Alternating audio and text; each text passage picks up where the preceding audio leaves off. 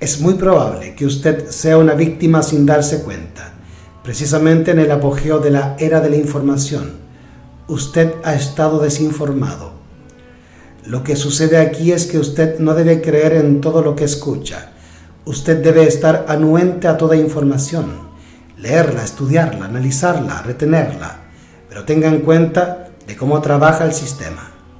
Una vez que se prepare, con anticipación podrá usted ver con facilidad los movimientos que toman los líderes mundiales a través de sus organismos que procuran terminar en el nuevo orden mundial. Veamos qué tan preparado está usted. ¿Escuchó alguna vez esto? Es una gran idea, un nuevo orden mundial, donde diversas naciones se unen en una causa común. Solo los Estados Unidos tienen ambos, la posición moral y los medios para respaldarlo. ¿Sabe usted quién dijo esto?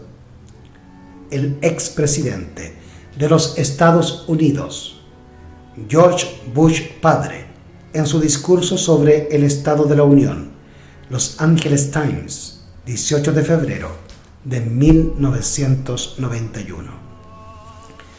Existen unos cuantos líderes que son dueños de este mundo, pero muchos que trabajan para este sistema con ideas fundamentalistas de ordenar al mundo en un sistema de principios aberrantes, llenos de blasfemia contra el Altísimo, pretendiendo que la doctrina propuesta por hombres espiritistas, llenas de magia e ideales filantrópicas, es la mejor forma de llevarnos a una deidad.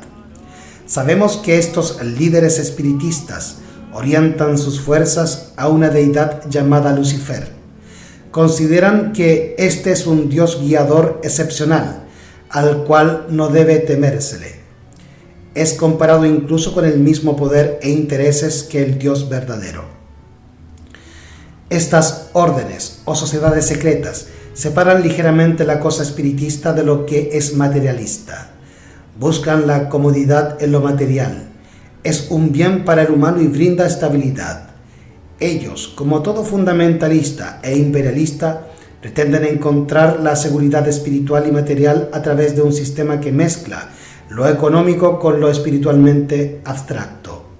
Bajo la presión económica de un único sistema mundial de presión política, pretenciosamente buscan que el resto del mundo responda a sus llamados. Se trata de la loca idea pagana que Nimrod, en la antigua Babilonia, pretendía confeccionar, un sistema que mezclara lo religioso, económico y político, y que diligentemente estuviera gobernado por uno solo, es decir, por él mismo. Dicha pretensión fue llevada por miles de años de imperio en imperio. La lista de nombres a través de la historia sería muy extensa. Todos aspiraban a hacerse valer como un dios y se sentían elegidos, llamados a poner un orden en la tierra. Son representantes de Cristo aquí en este mundo, heredando muchas veces el poder, porque se trataban de una raza sin igual, pero aquellos aspirantes que no tenían forma de heredarlo, afanosamente lo obtenían con la fuerza. Destronaban la cadena de sucesores, pero al final, el resultado daba como consecuencia el sistema nefasto que los anteriores. La figura humana desaparecía y tan solo era recordado muchas veces como un ideal a seguir, pero por su limitación de perecedero, lo único que sí se heredaba era un sistema tan vil como su propio creador, esto es, Satanás. Todos estos sistemas que a través del tiempo se tramaban desde un centro de operaciones, logias, centros de adoración y culto, fellowship en la actualidad, repiten en reiteradas ocasiones sus secretas intenciones del control mundial. Caballeros templarios que afanosamente buscaron en la Revolución Francesa unificar toda Europa en asuntos del Estado y religión. La Orden Rosacruz Real, que fue creada por la Orden de San Andrés del Cardo. Estos caballeros se transformaron en el Colegio Invisible. Se crea así una orden secreta con fijos propósitos: promover la ciencia, el conocimiento, la razón y este principio debía predominar sobre la religión. Fue cuando se conoció rápidamente la fama Fraternitatis Rosacrucis, el primer manifiesto Rosacruz que en 1614 comenzó a circular por Europa, con sabios conocedores de ciencias y religión que pretendían renovar una especie humana, pero valiéndose de la ciencia, conciben colaborar con el plan de la creación y su hipótesis de la evolución, al igual que los alquimistas y otras tradiciones de grupos esotéricos. Charles Darwin, científico que propuso en esa misma corriente la evolución de las especies, refutó clara e insolentemente en la cara de Dios que el origen del mundo, el hombre y toda especie vivente en ella había sido una clara consecuencia de la evolución de un microbio, y que no se podía pretender atribuírsele tal manifiesto a Dios, porque jamás habría podido crear un sistema como tal, pues según Darwin, Dios era un incapaz. El simple sentido común me deja saber algo muy claro.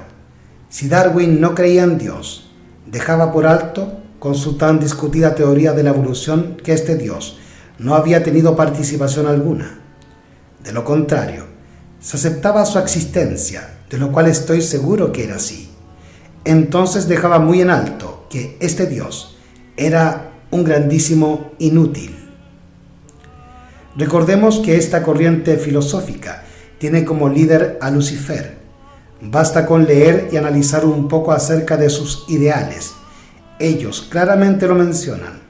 No le dan el carácter verdadero a Lucifer, solo pretenden hacerlo pasar por inocente o víctima. En 1660, aquel considerado colegio invisible se convertiría en la Royal Society británica, primera institución científica oficial que durante los 28 años próximos sería y estaría ligada a la masonería jacobina y a los Rosacruces. En el siglo XVII, un notable Rosacruz, Comenius, es visto como un profeta de la conjura mundialista y a quien la UNESCO reconoce como su pionero y como genial anticipador de la pedagogía moderna. La obsesión de Comenius era crear una pansofia o doctrina universal, proyecto que finalmente fue realizado por los enciclopedistas, quienes se alinean con él en ese supuesto eje del mal tan histórico como las pretensiones mismas de control absoluto de la religión y el Estado. Es desde Francia que se le regala a los Estados Unidos, país elegido para controlar y gobernar el mundo, una estatua conocida como la diosa de la razón, la cual se convirtió en la famosa estatua de la libertad, la cual no es más que la misma figura de Ishtar, diosa que es conocida en el paganismo como la reina del cielo. Es desde aquí que surgen las creencias que movieron al resto del mundo a suponer en el ideal que se vive hasta nuestros días. Recuerde que grandes personajes de la talla del general Simón Bolívar, líder de Venezuela y gran libertador de América Latina, trabajó incansablemente para la liberación de Panamá, Colombia y Ecuador y otros países que pedían ansiosamente la libertad, pero que tenían la fiel convicción de los masones. Muchos de los seguidores de esta corriente de independencia era apoyada por los sacerdotes jesuitas, instrumentos del Vaticano que pretendían, en rejuego del espiritismo, el control mundial. En México, país donde ha predominado los mandatarios masones, comenzando por Juan Ruiz de Apodaca y Juan O'Donoghue, gobernadores del virreinato de la Nueva España, formado por las tierras comprendidas entre Oregón y Panamá. Las logias masónicas, con intenciones de lucha independentistas, fueron introducidas para restarles poder a la corona española, quitarlos del camino al poder y colocarse en medio con la filosofía masónica, pero dirigidas desde el papado. Masón y sacerdote es Manuel Hidalgo, como un continuador José María Morelos y muchos de sus lugartenientes, que encabeza la insurrección mexicana de 1811, enarbolando el estandarte de la Virgen de Guadalupe para atraer así a las masas. Después de grandes luchas tras su propia ejecución, el estandarte es tomado por el español Xavier Mina, un masón liberal que había combatido a las tropas napoleónicas y tomó contacto con los revolucionarios mexicanos cuando huyó a Cuba tras el retorno absolutista y antimasónico de Fernando VII. En 1821, los mismos generales reprimen los lanzamientos de Hidalgo, Morelos y Mina y declaran la independencia protagonizado en España por los masones Riego y Agustín de Iturbide, que se proclama emperador de México. Cuando Portugal fue invadido por las tropas francesas, el rey Juan VI se refugia en Brasil. Tras la caída de Napoleón, su hijo Pedro I apoya la independencia, haciendo gala de su condición masónica y liberal, siendo proclamado emperador de la nueva nación. El general José de San Martín proclama la independencia del Perú. Colaboró en Argentina tanto que recibió la banda presidencial y medallas de honor que le fueron entregadas en 1825 por la logia belga La Perfecta Amistad. El masón Manuel Belgrano crea el diseño de la primera bandera de Argentina.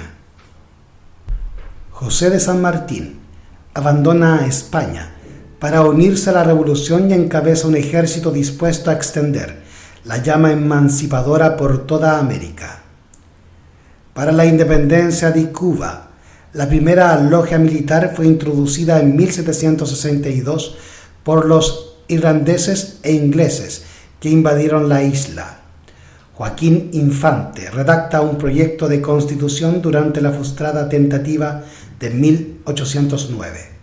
Narciso López desembarca en 1850, ondeando la bandera cubana diseñada por él en la casa del masón Tourbet-Tolón. Antonio Maceo participa en la nueva insurrección de 1868 junto a José Martí, que, iniciado en la Logia Armonía de Madrid, conseguirá la independencia de la isla en 1898. José de San Martín, junto a O'Higgins, cruzan los Andes anticipándose a las tropas españolas, proclamando la independencia de Chile. El general José de Sucre, jefe del Estado Mayor de la Gran Colombia y primer presidente de Bolivia, Francisco de Miranda, uno de los grandes forjadores de América Latina, heredó todas aquellas ideas revolucionarias para dejar a América libre, aprovechando que en ese momento estaba ocupada por algunos imperios física o idealmente del viejo mundo.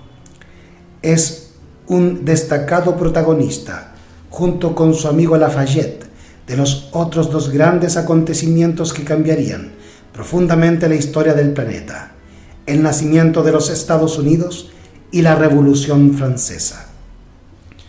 En 1810, tanto Miranda como Bolívar encabezan con éxito una emancipación y proclaman la independencia de la Gran Colombia. Otros masones fueron los generales Eloy Alfaro y José Antonio Páez, presidentes de Ecuador y Venezuela respectivamente. En el mismo año de 1810, masones inician el proceso independentista del Virreinato del Río de la Plata, incluyendo a Uruguay, Paraguay y Argentina, que debe su himno nacional y su bandera a dos de ellos, Vicente López y Manuel Belgrano. Desde Argentina funcionó la Logia Independencia. Ya para 1812 se instala la logia principal de la red Lautaro. Todos estos libertadores masones se conocían entre sí. Trabajaban sistemáticamente en la búsqueda de un nuevo orden mundial. El general George Washington, Thomas Jefferson, Hamilton, Knox, Paine, el príncipe Potemkin y Catalina la Grande, ambos de Rusia, luchaban por apoyarse en una misma causa. Se reunían en todas sus logias, de Bélgica, Francia, Gran Bretaña, en toda América. Notables libertadores se conocían entre sí. Bernardo O'Higgins, Carlos María de Alvear, lucharon juntos en sus propios ideales, ideal que sirvió para que en 1820 surgiera en Cádiz, España, la Constitución Liberal Española. Otros que se pronunció en nombre de las logias masónicas fue el general Rafael Riego, cuyo nombre recibirá el himno republicano español, e impide que más de 10.000 soldados embarquen para reprimir las revueltas hispanoamericanas. Todos estos masones revolucionarios independentistas recibían la gran influencia de maestros como Cagliostro y Saint-Germain. Todos estos revolucionarios dejaron un legado de símbolos patrios, escudos, banderas, colores característicos de Francia, rojo, azul y blanco, consignas de libertad, fraternidad e igualdad, y un sinnúmero de creencias y símbolos propios de la masonería como el sol, el águila, la serpiente. Los colores amarillos son típicos de esta ideología. Tanto ha sido el esfuerzo logrado por las logias masonas, que como consecuencia se forma la Unión Latinoamericana, que se había convertido en la nación más grande y poderosa del planeta, abarcando desde la mitad del sur de los Estados Unidos hasta la Tierra del Fuego en Sudamérica. Todo se vio frustrado por la lucha entre los propios intereses de los diferentes líderes, propio de la monarquía constitucional que Miranda había proyectado.